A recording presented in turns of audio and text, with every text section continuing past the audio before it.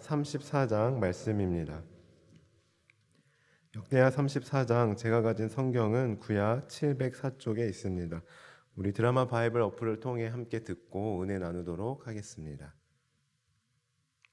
제34장.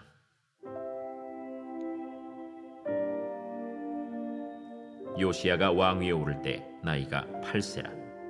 예루살렘에서 31년 동안 다스리며 여호와 보시기에 정직하게 행하여 그의 조상 다윗의 길로 걸으며 좌우로 치우치지 아니하고, 아직도 어렸을 때 곧 왕위에 있은 지 8년에 그의 조상 다윗의 하나님을 비로소 찾고 제12년에 유다와 예루살렘을 비로소 정결하게 하여 그 산당들과 아세라 목상들과 아로 새긴 우상들과 부어 만든 우상들을 제거하여 버리매 무리가 왕 앞에서 바알의 제단들을 헐었으며, 왕이 또 그 제단 위에 높이 달린 태양상들을 찍고 또 아세라 목상들과 아로 새긴 우상들과 부어 만든 우상들을 빻아 가루를 만들어 제사하던 자들의 무덤에 뿌리고, 제사장들의 뼈를 제단 위에서 불살라 유다와 예루살렘을 정결하게 하였으며, 또 므낫세와 에브라임과 시므온과 납달리까지 사면 황폐한 성읍들에도 그렇게 행하여 제단들을 허물며 아세라 목상들과 아로 새긴 우상들을 빻아 가루를 만들며 온 이스라엘 땅에 있는 모든 태양상을 찍고 예루살렘으로 돌아왔더라.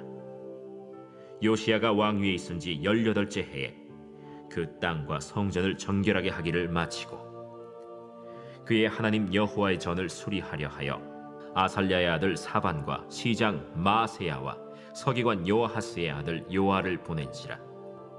그들이 대제사장 힐기야에게 나아가 전에 하나님의 전에 헌금한 돈을 그에게 주니, 이 돈은 문을 지키는 레위 사람들이 므낫세와 에브라임과 남아있는 모든 이스라엘 사람과 온 유다와 베냐민과 예루살렘 주민들에게서 거둔 것이라.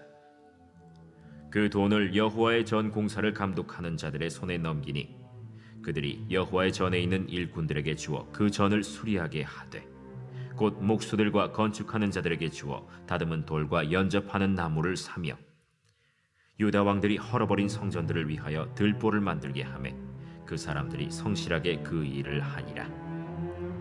그의 감독들은 레위 사람들 곧 므라리 자손 중 야핫과 오바디아여, 그 핫 자손들 중 스가랴와 무술람이라.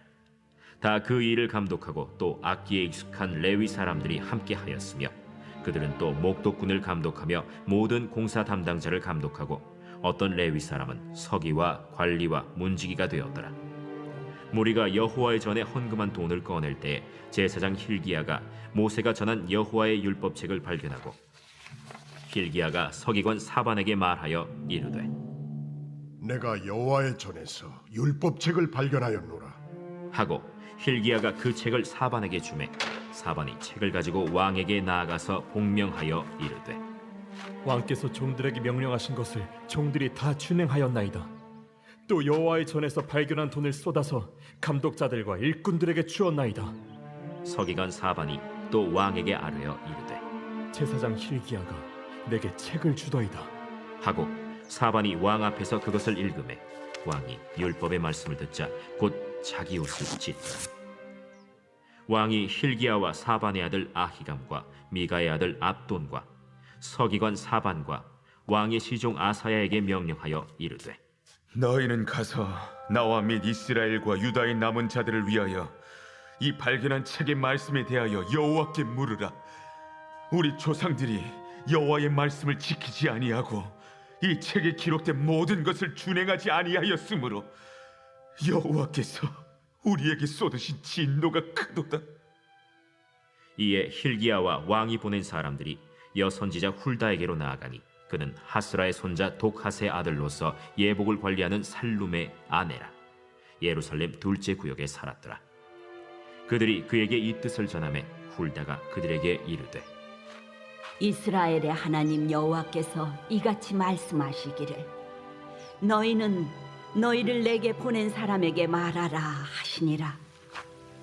여호와께서 이같이 말씀하시기를, 내가 이곳과 그 주민에게 재앙을 내리되 곧 유다 왕 앞에서 읽은 책에 기록된 모든 저주대로 하리니, 이는 이 백성들이 나를 버리고 다른 신들에게 분향하며 그의 손의 모든 행위로 나의 노여움을 샀음이라. 그러므로 나의 노여움을 이곳에 쏟음에 꺼지지 아니하리라 하라 하셨느니라. 너희를 보내어 여호와께 묻게 한 유다 왕에게는 너희가 이렇게 전하라. 이스라엘의 하나님 여호와께서 이같이 말씀하시기를 네가 들은 말을 의논하건대 내가 이곳과 그 주민을 가리켜 말한 것을 네가 듣고 마음이 연약하여 하나님 앞 곧 내 앞에서 겸손하여 옷을 찢고 통곡하였으므로 나도 네 말을 들었노라. 여호와가 말하였느니라. 그러므로 내가 네게 너의 조상들에게 돌아가서 평안히 묘실로 들어가게 하리니 내가 이곳과 그 주민에게 내리는 모든 재앙을 네가 눈으로 보지 못하리라 하셨느니라. 이에 사신들이 왕에게 복명하니라. 왕이 사람을 보내어 유다와 예루살렘의 모든 장로를 불러 모으고 여호와의 전에 올라가매 유다 모든 사람과 예루살렘 주민들과 제사장들과 레위 사람들과 모든 백성이 노소를 막론하고 다 함께 한지라.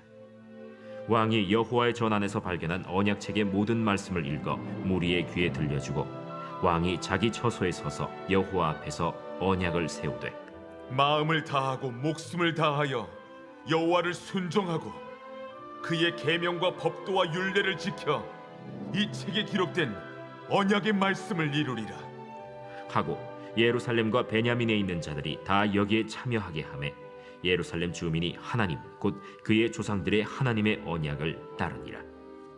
이와 같이 요시야가 이스라엘 자손에게 속한 모든 땅에서 가증한 것들을 다 제거하여 버리고 이스라엘의 모든 사람으로 그들의 하나님 여호와를 섬기게 하였으므로 요시야가 사는 날에 백성이 그들의 조상들의 하나님 여호와께 복종하고 떠나지 아니하였더라. 아멘.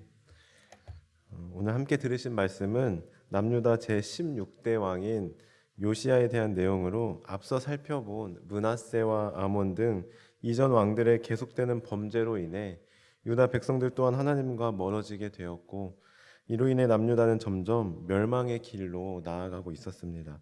그러나 다행히도 요시야의 등장으로 잠시나마 하나님의 심판이 지연되고 있음을 우리는 오늘 말씀을 통해 알 수 있습니다. 먼저 1절부터 7절까지는 요시야가 통치 초기에 온갖 우상들을 제거한 사실에 대해 기록하고 있고 8절부터 13절까지는 성전 정화 사업에 대해 그리고 14절부터 21절까지는 성전 수리 중 발견한 율법책을 읽고 요시야가 자기를 비롯하여 10주 때부터 저질러 온 백성들의 죄를 깨닫고 크게 회개한 사실에 대해 기록하고 있습니다. 다음으로 22절부터 28절까지는 이러한 요시야의 회개로 인해 하나님이 이미 선조들의 죄악으로 남유다를 멸망시키기로 결정하셨었지만 요시야 이후 세대로 연기하기로 하셨다는 사실을 선지자 훌다의 예언을 통해 말씀하고 있습니다. 그리고 마지막으로 29절부터 33절까지는 요시야가 성전에서 발견한 율법책을 온 백성들에게 들리우게 하고 그들로 하여금 하나님에 대한 순종을 다짐하게 하는 언약 갱신에 대한 말씀이 담겨져 있습니다. 이제 한 절씩 함께 살펴보시면 먼저 2절에서 여호와 보시기에 정직하게 행하여 그의 조상 다윗의 길로 걸으며 좌우로 치우치지 아니하였다라고 말씀하고 있습니다.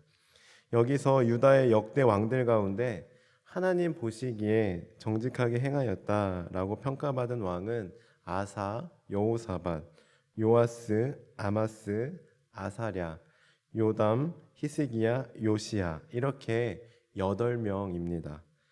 그런데 이들 가운데 다윗의 길로 행하였다라고 평가받은 왕은 여호사밧과 히스기야 그리고 요시야 3명뿐입니다.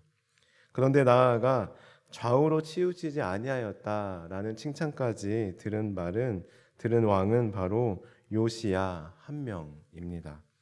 이처럼 요시야는 남유다의 역대 왕들 가운데 가장 긍정적으로 평가받는 왕이라고 할 수 있습니다. 그렇다면 요시야는 과연 어떤 일을 하였기에 이렇게 성경에서 엄청난 평가를 받고 있을까요? 먼저 요시야는 왕이 된 지 12년째, 즉 20살이 되었을 때 종교 개혁을 단행합니다. 그는 산당들과 아세라 목상들, 그리고 아로 새긴 우상들과 부어 만든 우상들을 모두 다 제거해 버립니다. 바알의 제단들을 헐었으며 그 모든 우상들뿐만 아니라 우상을 섬겼던 제사장들의 뼈까지도 가루로 만들어 무덤에 뿌렸습니다.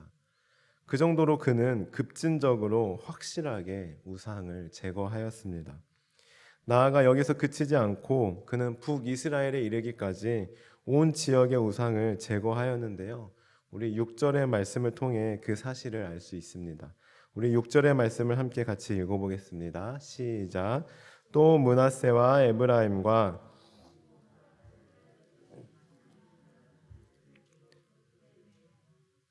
아멘. 여기서 므낫세와 에브라임은 북이스라엘의 중앙 지역에 위치해 있고 시므온은 유다의 최남단 위에 위치하고 있습니다. 그리고 납달리는 북이스라엘의 최북단 위에 위치하였는데 이를 통해 우리는 요시아의 종교 개혁의 영향이 예루살렘과 유다뿐만 아니라 이스라엘 온 지역에 미쳤음을 우리는 알 수 있게 되는 것입니다. 그리고 6년여에 걸친 정결 작업은 비로소 끝나게 됩니다. 무려 6년 동안이나 걸린 걸로 보아 유다 사람들이 그동안 우상 숭배가 얼마나 심각했는지를 우리는 짐작해 볼 수 있습니다. 이어서 요시아는 성전을 수리하게 되는데 12절에 보시면 참 독특한 특징을 우리는 발견하게 됩니다. 우리 12절도 함께 같이 읽어보겠습니다. 시작. 그 사람들이 성실하게 그 일을 하니라. 그의 감독들은 레위 사람들 곧 므라리 자손 중 야앗과 오바다여 그와 자손들 중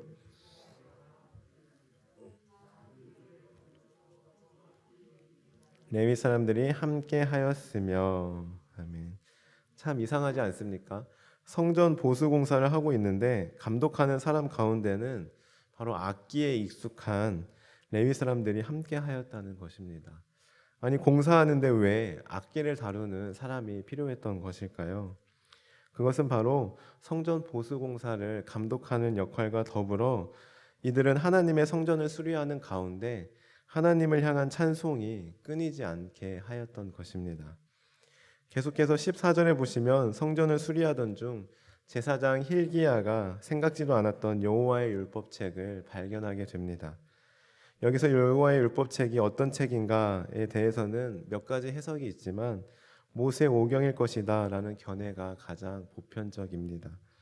어쨌든 우리는 발견한 그 여호와의 율법책을 통해 요시야는 자신의 선조들과 자신이 율법의 규례를 지키지 못했음을 깨닫고 옷을 찢으며 회개합니다. 많이 들으셨다시피 성경에서 옷을 찢는다라는 것은 그만큼 통곡하며 자신의 죄를 철저하게 회개하고 있음을 의미하는데요.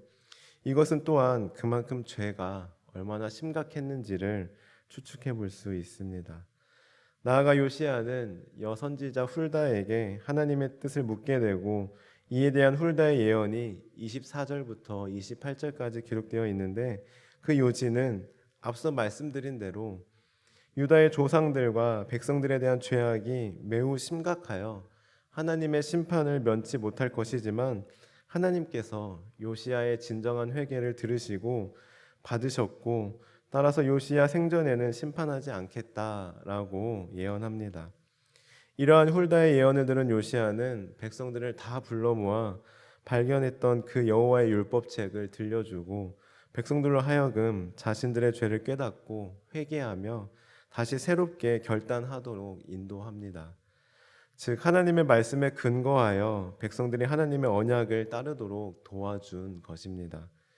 그리하여 남유다 온 백성들은 오직 여호와 하나님만 섬기고 따르기로 서약합니다. 여기까지가 오늘 말씀의 내용인데요. 저는 오늘 요시야에 대한 말씀을 통해 두 가지 은혜를 함께 나누고자 합니다. 먼저 첫 번째로 우리는 요시야처럼 결단하되 확실하고 급진적인 믿음의 결단이 필요하다는 것입니다. 오늘 말씀에서 요시야가 신앙을 개혁하기로 결단하고 우상을 제거하였을 때 어떻게 제거합니까? 아주 철저하고 세밀하고 분명하고 급진적으로 우상을 타파하였습니다. 모든 우상과 목상들, 제단들을 아주 가루로 만들어 버렸습니다. 더욱이 이런 개혁은 유다 왕국에만 행한 것이 아니라 북이스라엘 지방까지 미쳐 온 이스라엘이 하나님의 신앙을 회복하는 계기가 되었던 것입니다. 이처럼 우리 또한 우리의 죄악된 모습을 청산하고자 마음 먹었을 때는, 결단했을 때는 우물쭈물하지 말고 곧바로 즉각적으로 우리의 죄를 청산해 버려야 합니다.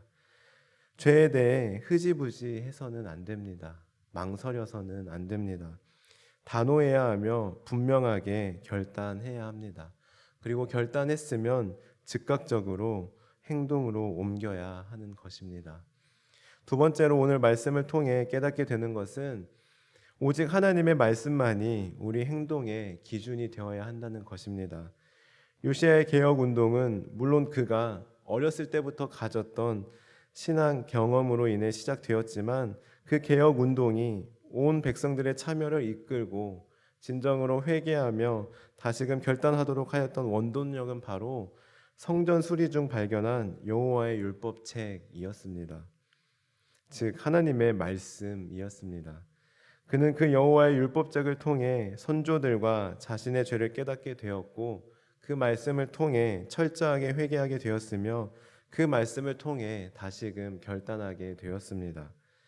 마찬가지로 우리 또한 내가 어렸을 때부터 오랫동안 신앙생활을 하였다 할지라도, 신앙의 연수가 길다 할지라도 우리의 신앙이 그때의 신앙으로 머물지 않고 계속 성장하고 성숙하기 위해서는 날마다 하나님의 말씀을 통해 내 삶을 비추어 보아야 하고, 그 말씀에 순종하고자 매일매일 노력해야 합니다. 즉 우리가 오랫동안 해왔던 신앙의 경험이 아닌 하나님의 말씀이, 오직 하나님의 말씀이 우리 삶의 기준이 되어야 합니다.